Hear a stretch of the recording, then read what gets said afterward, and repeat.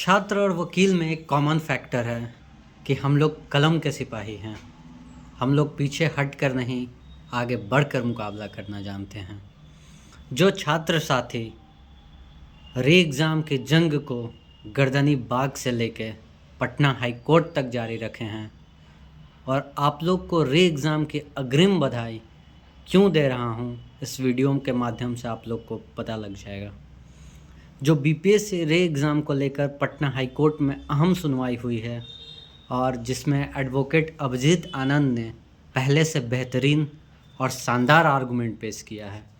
और जब आप सरकार से सीधी सामना करते हैं और सरकार से आप सीधा टक्कर लेते हैं तो मुकाबला बेहद कठिन होता है, क्योंकि सरकार के पास बहुत सारी मशीनरीज और पावर होती है जिसका इस्तेमाल हमेशा वह अपने फेवर में करता है।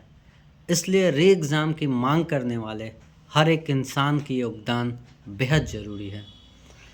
एडवोकेट अभिजीत आनंद ने कोर्ट में यह सवाल उठाया कि बीपीएससी परीक्षा 13 दिसंबर 2024 को हुई थी, लेकिन उससे पहले ही आर्थिक अपराध इकाई यानी कि ईओयू, जो बिहार सरकार के अंतर्गत आती है, ने पेपर लीक की आशंका जताई थी।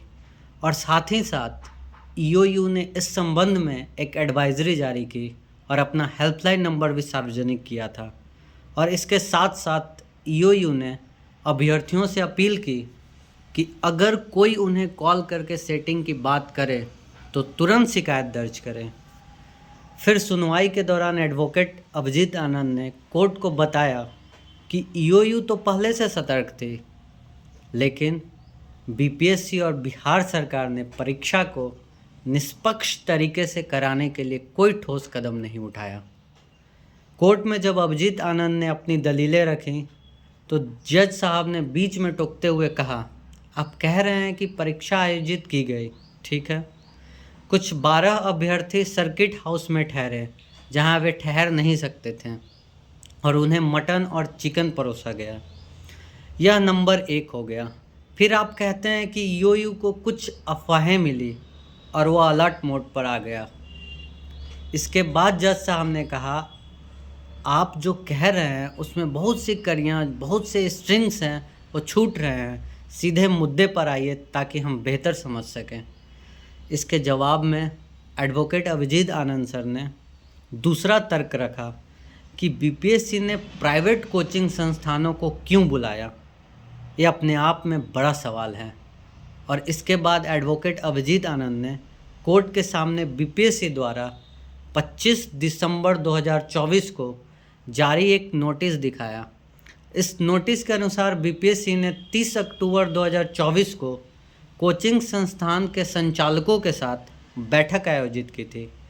इस पर एडवोकेट अभिजीत आनंद ने सवाल उठाया कि किसी भी परीक्षा से पहले प्राइवेट कोचिंग संस्थानों को बुलाकर चर्चा करना किस कानून की किताब में लिखा है और किस कानून के तहत आता है। यूपीएससी हो या स्टेट के किसी भी पीसीएस परीक्षा में ऐसा कभी नहीं हुआ है। ये इतिहास में पहली बार हुआ है। इसके बाद एडवोकेट अभिजीत आनंद ने एक बड़ा खुलासा किया। उन्होंने कोर्ट में बीपीएससी परीक्षा के प्रश्न पत्र और खान ग्लोबल स्टडीज़ कोचिंग के मॉक टेस्ट सीरीज के प्रश्नों की तुलना दिखाई। उन्होंने बताया कि खान सर के कोचिंग सेंटर के मॉक टेस्ट से 24 प्रश्न सीधे सीधे बीपीएससी एग्ज़ाम में आए थे, जो कि अपने आप में बड़ा सवाल है कि पहले प्राइवेट कोचिंग संस्थानों को बीपीएससी एग्ज़ाम से पहले मीटिंग में बुलाना और उसके बाद उस कोचिंग के मॉक से सीधा 24 क्वेश्चन बीपीएससी के एग्ज़ाम में आ जाना एक बहुत बड़ा डाउट क्रिएट करता है। इसके बाद जब एडवोकेट अभिजीत आनंद ने आगे दलील रखी तो जज साहब ने बीच में टोकते हुए कहा कि मिस्टर एडवोकेट, आप अपनी दलीलें जारी रख सकते हैं, लेकिन इससे हम पब्लिक इंटरेस्ट लिटिगेशन वाले दिन नहीं सुनेंगे। हम 18 मार्च को जब कोर्ट होली की छुट्टियां के बाद खुलेगी, उस दिन इस मामले को इसी पॉइंट से आगे जारी रखेंगे। लेकिन इस आर्गुमेंट के बाद बहुत से बड़े सवाल उठ रहे हैं जो शायद बीपीएससी के नींद उड़ा सकती है। फर्स्ट टाइम रे एग्ज़ाम की मांग करने वाले स्टूडेंट को कुछ उम्मीद की किरण दिख रही है। जिस तरह से कोर्ट का रुख साफ हो रहा है, उससे साफ पता लग रहा है कि दूध का दूध और पानी का पानी होकर रहेगा। जी हाँ, और अगर कोर्ट को यह यकीन हो जाता है और स्ट्रॉन्ग एविडेंस मिलते हैं तो शायद पटना हाई कोर्ट फिर से एक लैंडमार्क जजमेंट और एक ऐतिहासिक फैसला देने वाला है, जो उन तमाम एग्ज़ाम सेटर्स और परीक्षा में धांधली करने वाले के गाल पे एक जोरदार तमाचा होगा। मैं नेक्स्ट वीडियो में कुछ लैंडमार्क जजमेंट बताऊंगा, जिसमें सेम सिचुएशन जो अभी बीपीएससी एग्ज़ाम के चल रही है, वही सेम सिचुएशन और बहुत सारे लैंडमार्क जजमेंट में री एग्ज़ाम करने का डिसीजन आया है। इस मामले की सुनवाई अब 17 मार्च या 18 मार्च को होगी। कोर्ट ने बीपीएससी को निर्देश दिया है कि वह मेरिट्स पर अपना जवाब दाखिल करे।